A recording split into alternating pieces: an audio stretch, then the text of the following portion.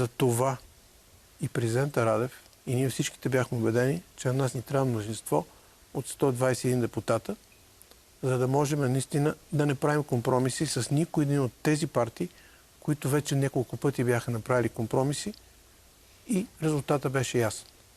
И сега ние получихме този мандат, който означава не управление просто, означава огромна отговорност.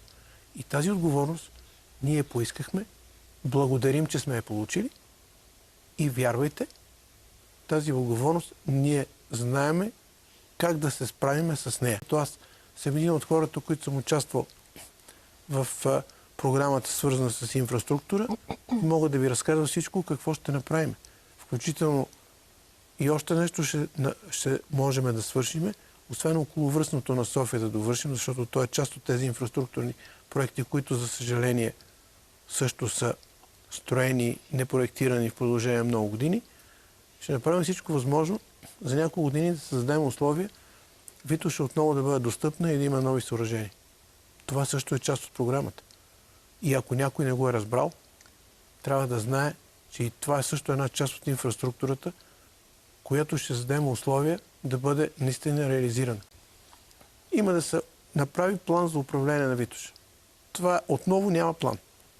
Един план може да се направи за 1 или 2 години. Другото, което трябва да се направи, е да се променят няколко текста в няколко закона, така че те да бъдат усъвременени. При това мнозинство в Народното събрание могат да бъдат променени за няколко месеца. Със сигурност трябва да помислиме точните текстове, защото не трябва да направим така при изменение на закон да създадем друг проблем. Трябва да обмисляме тези неща, но това може да бъде направено. И това са неща, които не само сме поели ясно сме казали, че ще го направим, но това са неща, които са реални. Виждате ли колко много неща в годините назад не са направени. И сега обществото започва да не вярва, че могат да се случат нещата. Могат. Трябва професионализъм и трябва, разбира се, увереност и трябва морал в политиката.